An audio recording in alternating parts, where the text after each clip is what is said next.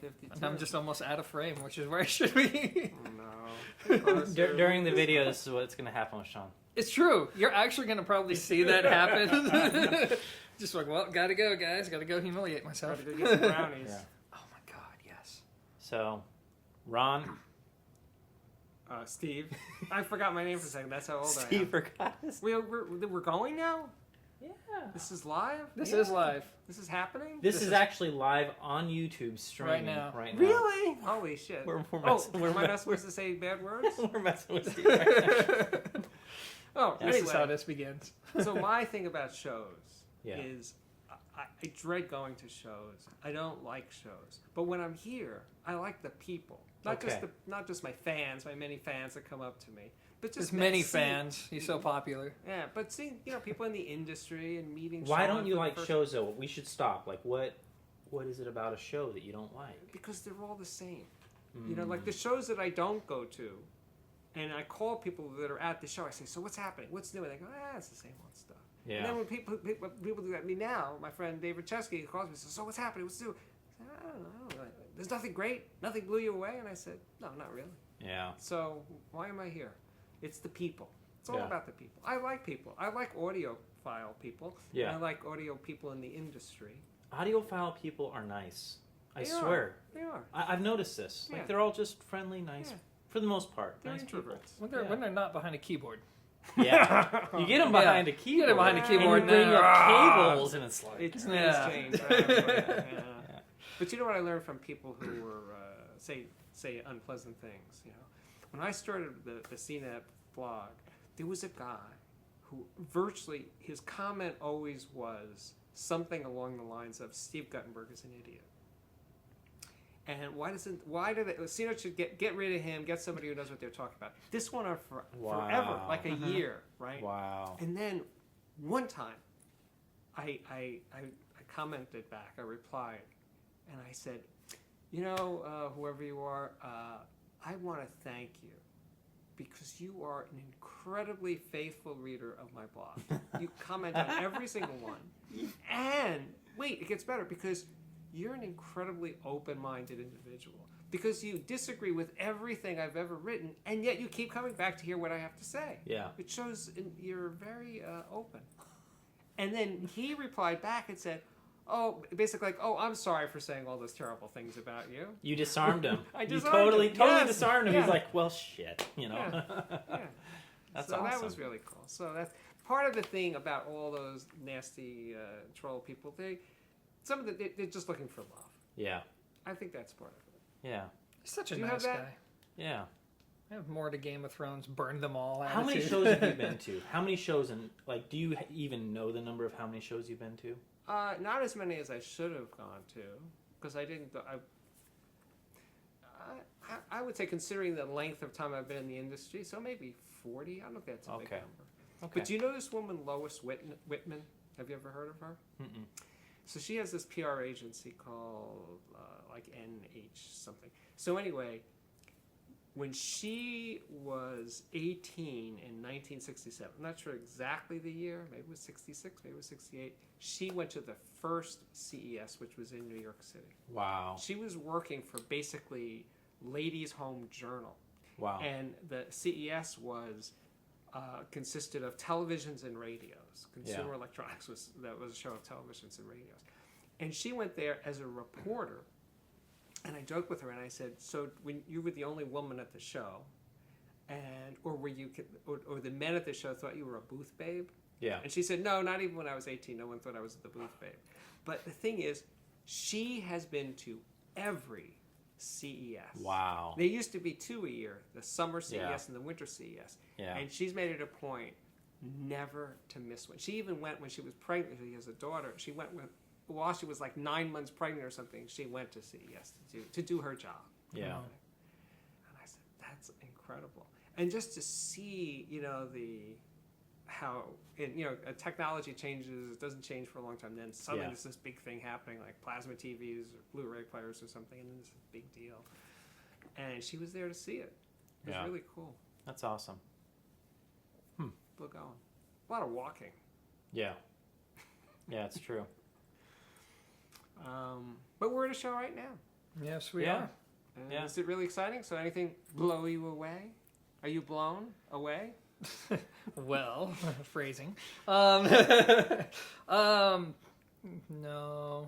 There's what I've noticed is that there are a lot of actually pretty decent rooms this year. Yeah. Nothing has really stood out. I think I was kind of surprised by the Tri-Art room, at least when I walked in there, because open baffle's tough to get right in a hotel room, Yeah, and it was actually that's doing true. all right. Yeah, well, that's nice. Yeah. So that's probably Are we been. boring you? No, no, You're just walking away. I know you guys are going to What ask the me, so hell? I had to get my notes. Oh, I was like, okay. I No, gotta be no, ready. no. gotta Get be a Zero ready. Fidelity style of this, man. Come on. I on the can't remember spot. the rooms. I can't remember. Yeah. Oh, my God. So is Zio's here?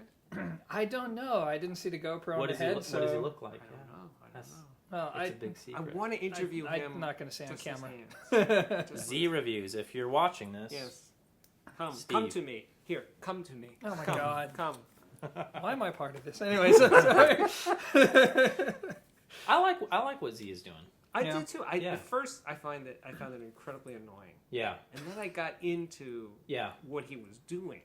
That's art of exactly it, how I right? feel. Not the At first, content I so was much. like, I don't like. It broke my brain that anybody cares about GoPro footage with and those little stuff like with this. those little And figures, the babes on the thing. yeah, right. But gosh, his work ethic is insane, Yeah. and he's trekking through so much stuff And that he it's like, buys all of it, or Yeah. almost all Yeah. of it. Well, And it then started sells off it? that way. I mean, it was a smart thing to do to build your channel. You get the gear, and then you pay it forward to your audience via Patreon and whatnot, Yeah. and you help to quickly grow a community of people. And Yeah. it's so counterculture, and I think that's it. Like when you watch Z reviews, it's like he's not really that in depth with the industry.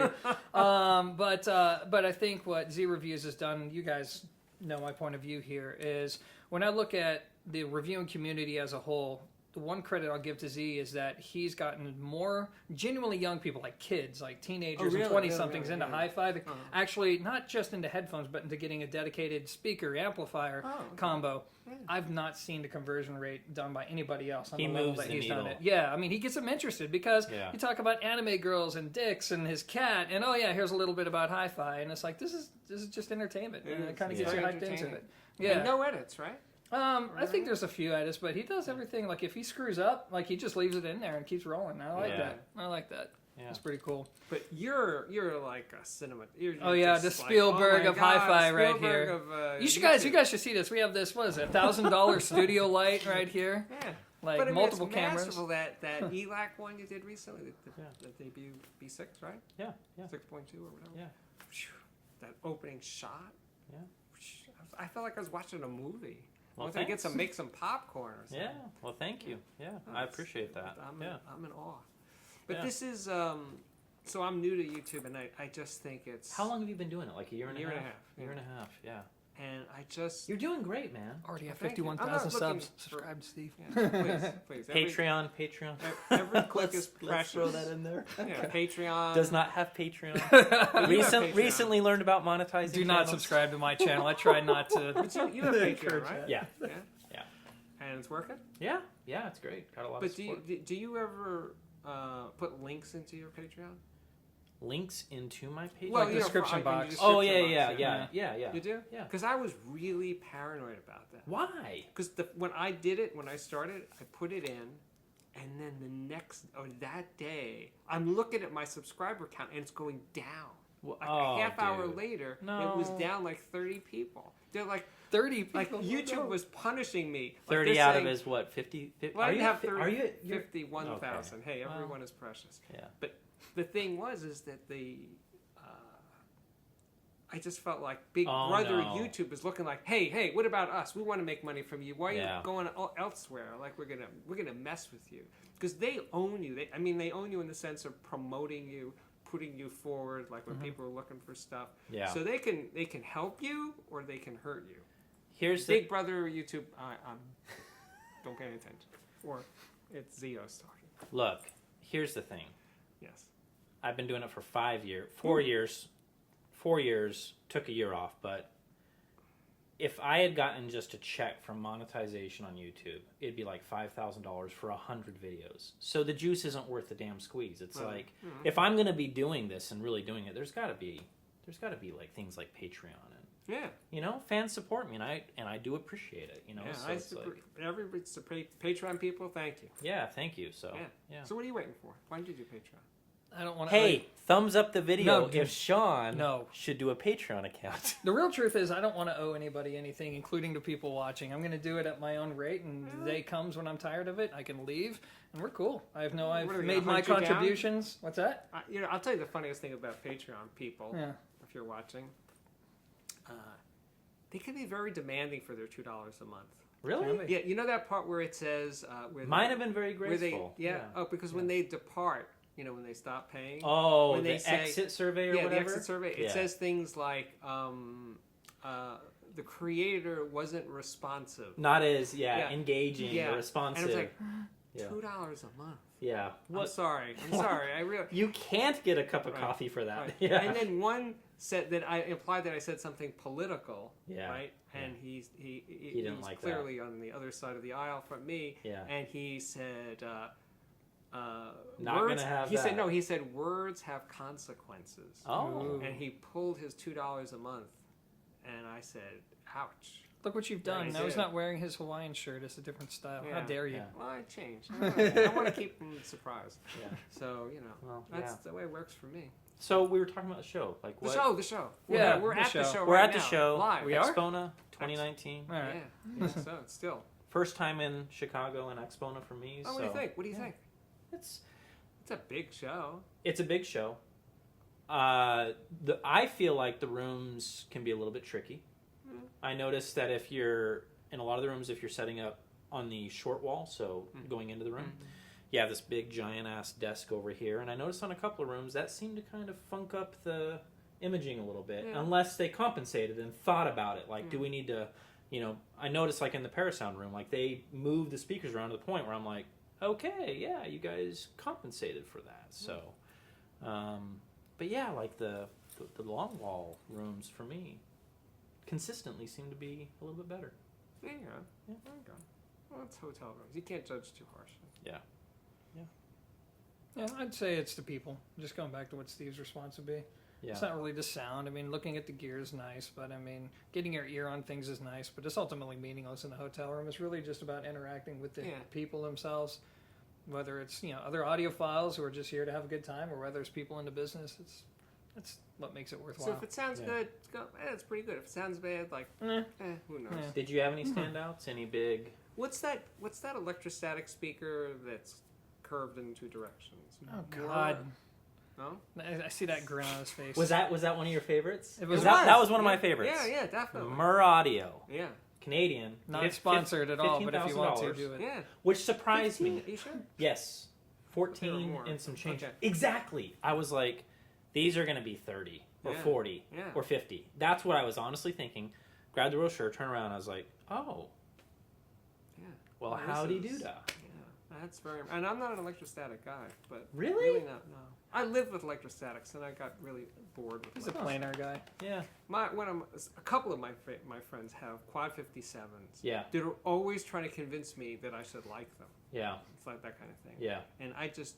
Even if I felt like I was moving towards liking them, I wouldn't tell them. Because I enjoy torturing them. So what did you like about those speakers? Like, what stood out? What was the... Well, they had the good parts of electrostatics, that they were transparent. But they also had some weight to it. Yeah. That was really satisfying. Yeah. I remember the imaging being good, but I can't tell you exactly why. But Did you move around different seats? And no, I did, and I was like, it's rock solid, like in a lot of places. It was happening. Yeah. It was really, really nice. Yeah, we agree there. I like the new ELAC Carina. Certina? With the Carina. folded air Yeah, motion. folded- It's yeah, an air motion folded tweeter. rear tweeter. It's an air motion tweeter. And I just did this thing with Andrew. We did a panel thing, and I said, but it doesn't sound like other ELACs. No, it doesn't sound like other It's ELACs. sweeter sounding. Sweeter. Well, it does sound like kind of a hybrid between what he's been doing and what ELAC Germany's been making for a long Well, I time. haven't heard There's the kind of ELAC. that. Well, the Yeah, bass there's is that kind of capable. Germany. The mid range Yeah. is rich, and then it had that. And I it's felt a like it had that smaller nice. speaker, Yeah. and it's $1,200. Yeah. And it's how does that work? It's bottom ported, but it's on that little thing that the vents go out the sides or something. Yeah. So that was I like Andrew, and I like Andrew a a lot of lot. his speakers, especially the B6. I'm not so sure about the Unify UB5. That's the Really? one that confuses me. That speaker. Huh. It's really hard to drive. It is hard to drive. You're right. So it's a $500 speaker. Or actually, now I've seen it for as low You as got to get $350. some real muscle. Yeah, you need can't muscle. do a little Yeah, budget. This is not like a $500 receiver kind of speaker. Yeah. What confuses me is where it fits in the market kind of thing. Yeah. What else? Anything else stand out? So there's a secret room for Magnapan. And did you get there? It's a secret room. The secret I room? didn't know which door to push. With Well, the I told you new- the number. I'm not going to say it out loud now. Okay. Is it really a secret room? Well, That's what it's they're not doing? part of Axpona. Oh, It's just here in this hotel. private Yeah. type. It's by invitation only. I was invited, but You weren't invited? I can get you. No, on the list. I was invited. Oh, I okay. just haven't gone. You should go. It's really impressive. Yeah. I've So reviewed the that's a speaker. baby 0.7. It's a little. It's a baby .7. Yeah. It's called LRS. The MMG and the MMGI are history. This Yeah. looks exactly like it. You couldn't tell the difference. Yeah. But it's a full range ribbon as opposed to ribbon between $700. $650. Dude, they're getting way down. I Yeah. mean, that's It's so good. And here's the thing. yeah. So between that speaker and the Klipsch RP600M, Yeah. which is $550, and also sometimes a lot less. These are two amazing speakers. Not just Yeah. really nice for affordable speakers. These Super. are amazing Yeah. speakers. And with both of them, sometime during my reviewing time with them, I put them in my main system, which is like $40,000 worth of stuff. Yeah. And it was really, whoa. Just kicking ass. Yeah. Yeah. Just like off the charts how good Yeah. they can be. So I'm thinking for a young audiophiles who's starting out and wants to not get there like in little steps. You start with either one of those, the Klipsch if you want dynamics and you're more like a rock and roll guy, or the Maggie if you want more refinement. Yeah. And then start with maybe an old NAD or something, and work your way up. But the speakers can stay with you for a long time. Yeah. I'm not joking around. I really think so. And Okay. there's never been anything. I'll give them a listen. Yeah. I'll go check Anything 'em out. better for that equivalent amount of dollars Yeah. than that. Cool. And I'm going to do a blog just about those two together. Cool. So Magnapan, Mur Audio. Anything else stand out? Oh, the ELACs you mentioned. Yeah, Yep. I like the Sanders electrostatic. Again, I'm not. I do too. Yeah. Yeah, I do like the I thought Sanders. that was pretty nice. Yeah, those are nice. Yeah. What's in the room with linear tube audio? What was that speaker? It's a little, I think, full range speaker, and like in a short, boxy looking thing. Don't know. Anyway, it's pretty. Don't cool. know. Yeah. They got a new look. Yeah. Am I talking too much? I don't want to. No, Yeah, you're no, fine. it's fine. For me, Ocean Way Audio. Oh, yeah, God, he has that's to the turn to his list. Memory of a goldfish. The Rosso Fiorentino room, 1410 audio thesis room. Oh. Really nice. Mur Audio. Mur Audio was probably like top 3. I mean, it was special for me. This Spatial has the M3 in 2 rooms. Of those 2 rooms, 510 with the turntable, that for me was a little more of the spatial sound. I like that one a lot. And it didn't sound more- too sucked out. Yeah, Less right. of that. Yeah, Okay. exactly. Let me think here. Is that it? Oh, Destination Audio, big horns. I'm not a big horn guy, but yeah, that was a really cool room. How about the PS Audio, the big PS Audio speakers? I'm nervous to say this. I walked in there and I liked them. Mhm. I really liked them. I think I need to spend some more time. You gotta You get know. close. Don't listen in the back. Yeah, That's my advice. and you know what? I was, because it was packed. Yeah, That yeah. room has been packed, No, so I no. was standing in the back and I kind of just. No, it doesn't work. I got to like get that. in closer. Yeah, I think they're onto something. yeah, For sure. definitely. Like, they're moving in the right direction, so yeah, it'd be cool to check that a little more. And you. Most everything made me want to punch kittens, so that's my answer. Oh, It's ridiculous. That's ridiculous. You can't win. Yeah, no, punch yeah. kittens. Yeah. Yeah. Yeah, not a whole fun to be around at shows. I've been around some people that are used to do show coverage for Rocky Mountain Audio Fest, and they were known to be pretty brutally honest, right? To the point that where it was very difficult to satisfy them. I didn't have a chance to hang out with them, and they looked at me like, Jesus, why are you even doing this? It's mean. Yeah. I totally forgot the Vinny Rossi, the stilettos. The Vinny Rossi. I gotta go to that room. Oh, the guitar You cases. haven't been there? No, I would love to go there with Oh, you, dude. okay, let's go it's right great. after this Yeah. then. So Yeah, Yeah, sure. yeah, stilettos. Oh, Yeah. I really like Vinny. Prototype. They're prototypes. If anybody sees them and they freak out about the drivers not being flush mounted, he is going to do it. He assured me. So, And it's a 15-inch woofer? Is that 15-inch woofer. I love 15s. Yep, big boy 15-inch woofer, and it's not a self-powered or anything like that. It's all It's all passive. yeah, all passive. And then he's got Revelator mid-range, not the Revelator mid-range woofer. Mid-range. It's crossed at 260 hertz, and then it is crossed again at 2500 into the aluminum. That's the ring radiator. Yeah. I love how you can remember that, but And not it's the all open showrooms. baffle? Just the base is open baffle, Okay. and then everything else is sealed. So, sounded great, man. And I was noticing like elevator talk. You get in the elevator, like people leaving the room, and they're like, "That room was badass." Like people are like, "That was cool." And the price is not insane. It's expensive. but 15? Oh, that. Oh, I It's thought it was- 1990. 20. We'll round up $1 and say $20,000 Oh, as the that entry. much? Oh, I thought- 20K? That's the entry point, and then it's 20K? gonna go a little Yeah, bit you know from what? there. It is 20. Yeah. It is. Okay. Well, that's So- fine. Yeah. Big boy speakers. Yeah. That's cool. Do we got anything else? I guess my main. Oh, I got one question for both of you. Oh God. So, if you, Okay. do you ever do any? And I'm not saying that this is what you should do, or even that I've done that much. But do you ever do any vintage stuff? I did back in the day. I did Yamaha versus Yamaha, and I did an That was a old, great video. By the way. old Yamaha Yeah. receiver versus one of their new modern Ooh. ones. And now how did that work? The old was better. Come on. you know what? Here's the deal. In a lot of ways, in some ways, it was, and I walked away saying, the old one is so badass. Like it's just so good that if you see one, I got it at a Savers for like $30, and I cleaned it all up. And, yeah, CA 2010 or 2030, I forget. Nice. And the new one was. I don't remember the model. What was the price of the new one at least? Oh, like $3,000. Yeah. Okay. $3,000. It's a big boy. Big boy. Okay. Yeah. But yeah. So And the old one held its own. 1976 or 77. That's something. when they made the real stuff. Dude. None of those digital Fantastic. zeros and ones floating around. I think when I walked away, the only thing that I was like, clearly the new one beats it was the headphone section, and it had a discrete headphone section, and that was it. Like, aside from that, I kind of walked away going, this old one's just badass. Like, it's muscle power, and just like, yeah.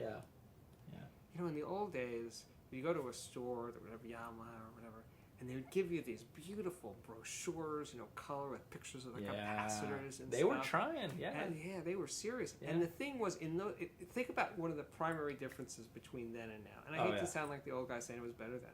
But the thing is, because those companies knew that people would go to stores and hear their product versus other products, they had an emphasis on making things sound good. Yeah. Now the thing is, how many features can we jam inside that box? Yeah. Because people would just check, oh, it's got this, blah, blah, blah. I want that one. Yeah. Because the sound becomes more like, well, no.